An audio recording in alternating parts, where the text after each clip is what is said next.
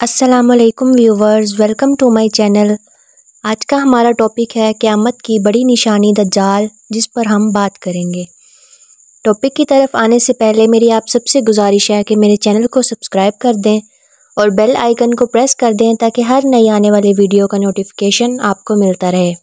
چلتے ہیں اپنے ٹاپک کی طرف۔ بسم اللہ الرحمن الرحیم۔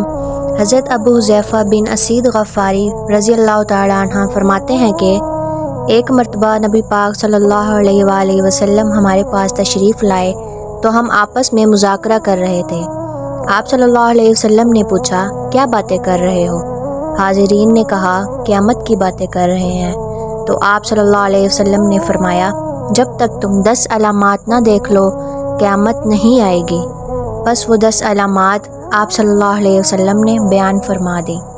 نمبر 1 دجال، نمبر 2 دخان یعنی دھواں، نمبر 3 دابہ یعنی دابۃ الارض جو ایک عجیب و غریب جانور ہوگا، نمبر 4 سورج کا مغرب سے طلوع ہونا، نمبر 5 عیسیٰ ابن مریم کا نزول، نمبر 6 یاجوج ماجوج کا آنا اور زمین میں دھس جانے کے 3 بڑے بڑے واقعات، 7 مشرق میں، 8 ایک مغرب میں، 9 اور ایک جزیرہ عرب میں، اور ان کے سب سے آخر میں ایک آگ ملک یمن سے نکلے گی جو لوگوں کو ان کے محشر یعنی ملک شام کی طرف ہانک کر لے جائے گی۔ ویورز، یہ ہیں قیامت کی 10 بڑی نشانیاں، جن میں سے ہم آج کی ویڈیو میں ایک نشانی دجال کے ٹاپک پر بات کریں گے کہ دجال کون ہے، یہ کب آئے گا اور کس طرح لوگوں کو فتنے میں مبتلا کر دے گا، دجال کیسا ہوگا، دجال کا زمین پر ٹھہرنے کا وقت کیا ہوگا،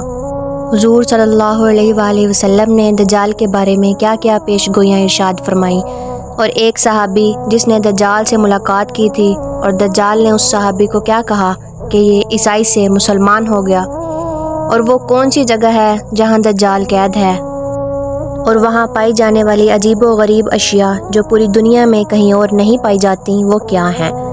سب سے آخر میں اللہ کے نبی صلی اللہ علیہ وآلہ وسلم نے دجال کے فتنے سے بچنے کے لیے کون سا نسخہ بتایا ہے۔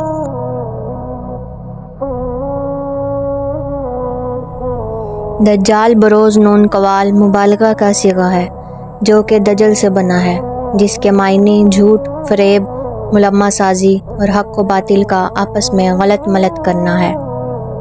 چونکہ دجال میں یہ سارے عیب ہوں گے اس لیے اسے دجال کہتے ہیں، یعنی بہت زیادہ جھوٹ بولنے والا اور بہت زیادہ فریب دینے والا۔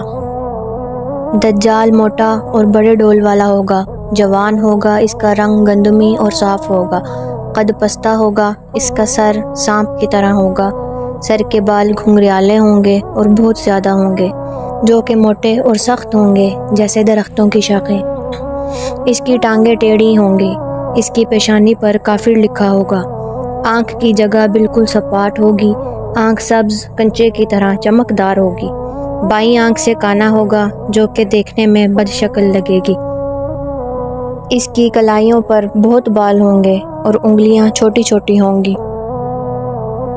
آپ صلی اللہ علیہ وآلہ وسلم نے فرمایا، دجال ویران زمین پر نکلے گا تو اس سے کہے گا کہ اے زمین اپنے خزانے نکال، تو وہاں سے مال اور خزانے نکل کر اس کے پاس جمع ہو جائیں گے، جیسے شہد کی مکھیاں سردار مکھی کے گرد ہجوم کرتی ہیں۔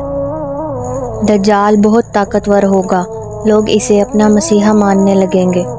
دجال مردوں کو زندہ کر دے گا، ویران فصلوں کو آباد کر دے گا، بیماروں کو تندرست کر دے گا، حتیٰ کہ سورج کی گردش کو روکنے کی بھی طاقت رکھتا ہوگا۔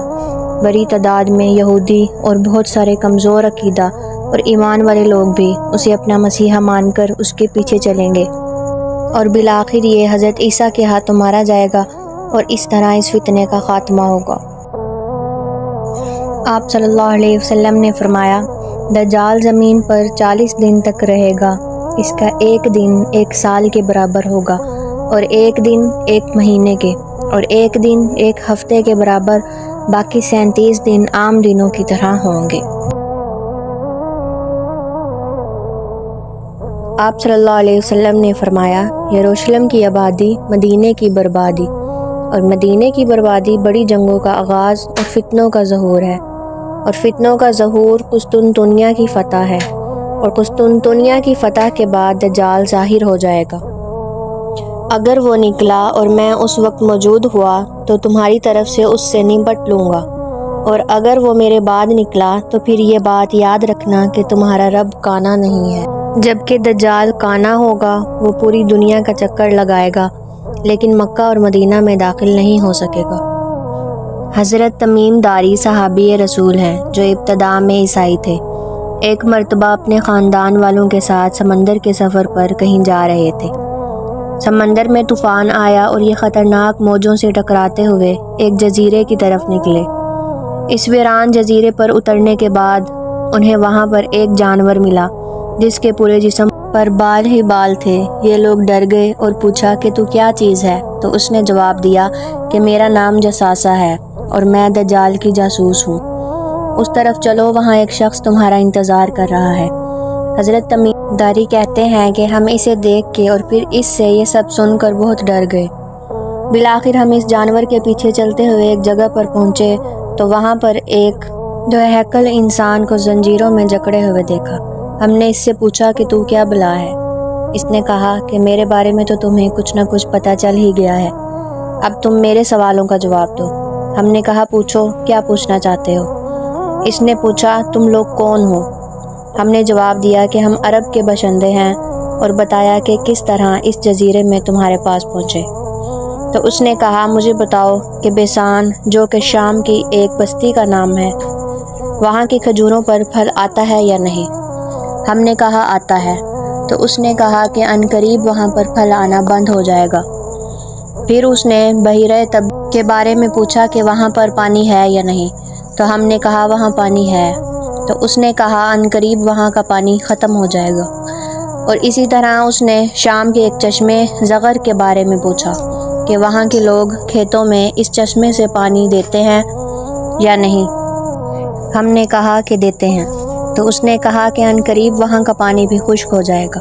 پھر اس نے پوچھا کہ اس نبی کے بارے میں بتاؤ جو پڑھا ہوا نہیں۔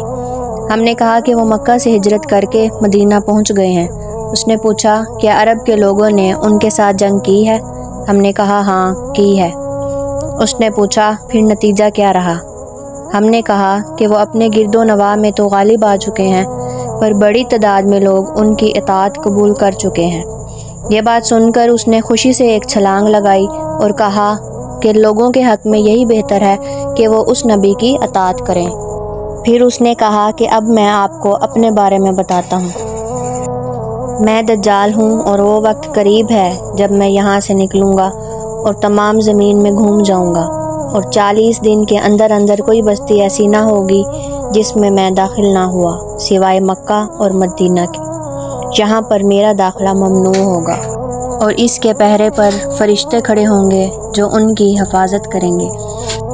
آپ صلی اللہ علیہ وسلم نے فرمایا کہ وہ جزیرہ بحیرہ یمن یا بحیرہ شام بلکہ مشرق کی جانب ہے، اور مشرق کی طرف اپنے ہاتھ سے اشارہ بھی فرمایا۔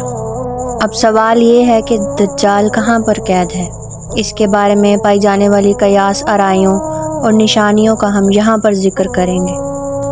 آپ صلی اللہ علیہ وسلم نے مدینہ منورہ میں کھڑے ہو کر فرمایا کہ وہ جزیرہ مشرق کی طرف بحیرہ یمن میں ہے۔